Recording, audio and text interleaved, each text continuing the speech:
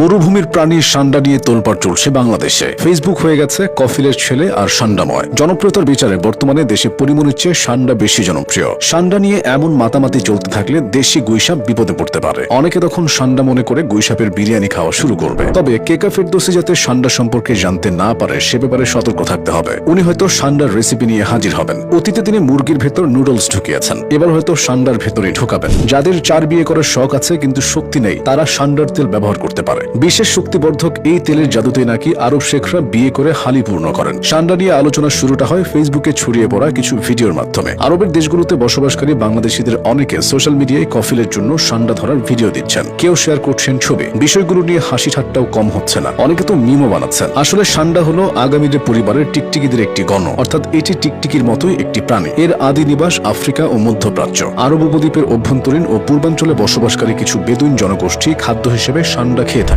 একসময় এটি আরবীয় সুস্বাদু খাবার হিসেবে বিবেচিত ছিল। তবে লিপিবদ্ধ আছে যে যখন বেদুইনরা মহানবী হযরত মুহাম্মদ সাল্লাল্লাহু আলাইহি ওয়াসাল্লামের সামনে একটি দব অর্থাৎ সান্ডার কাছাকাছি একটি প্রাণী রান্না করে এনেছিল, তখন তিনি এটি খাননি, কিন্তু অন্যদের খেতেও নিষেধ করেননি। তাই সাহাবী খালিদ বিন ওয়ালিদ এটি খেয়ে ফেলেছিলেন। এই কারণে ইসলামিক দৃষ্টিকোণ থেকে প্রাণীটি খেতে নিরুৎসাহিত করা হয়, অর্থাৎ এটি মাকরুহ ধরা হয়। তবে আরব অঞ্চলে যে সান্ডা খাওয়া হয় তা আসলে দব। অধিকাংশ ইসলামী স্কলারদের মতে এটি হালাল, তবে হানাফি মাযহাবে এটি খাওয়া হারাম। এই ধর্মে সান্ডাকে ঐতিহ্যগতভাবে বাইবেলের তজাফ হিসাবে চিহ্নিত করা হয়। 8টি প্রাণীর মধ্যে এটি একটি যা খাওয়ার জন্য নিষিদ্ধ। বলা হয় এটি ধর্মীয় অপবিত্রতা প্রদান করে। তৌরাত শরীফে বলা হয়েছে, পৃথিবীতে ঝাঁকে ঝাঁকে চলা প্রাণীদের মধ্যে তোমাদের জন্য এই জিনিসগুলো অসুচি হবে: উইজল, ইঁদুর, সর্বপ্রকার সান্ডা, টিকটিকি, গেকো, স্থলকুমির, টিকটিকি, স্কিঙ্ক এবং গিরগিটে। সবার খাওয়ার রুচি না হলেও সান্ডা কিন্তু ভীষণ উপকারী একটি প্রাণী। বিশেষ করে এর তেল। সান্ডার তেল একটি প্রাকৃতিক তেলের মিশ্রণ যা আয়ুর্বেদিক চিকিৎসায় ব্যবহৃত হয়। মূলত যৌন কর্মহীনতার সমস্যার সমাধানে এটি ব্যবহৃত হয়ে থাকে।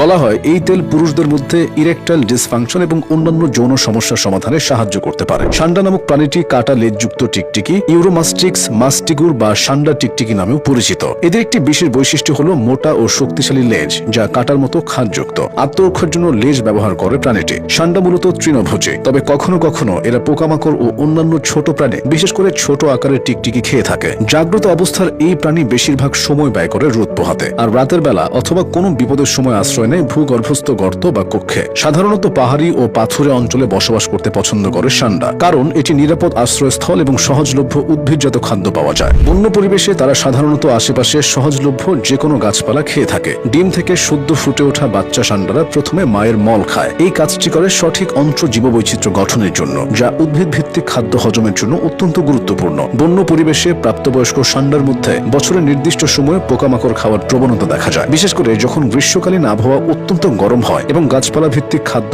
কম সহজলভ্য থাকে। এই সময়টাতে পোকামাকড়ই তাদের একমাত্র বা প্রধান খাদ্য উৎস হয়ে দাঁড়ায়।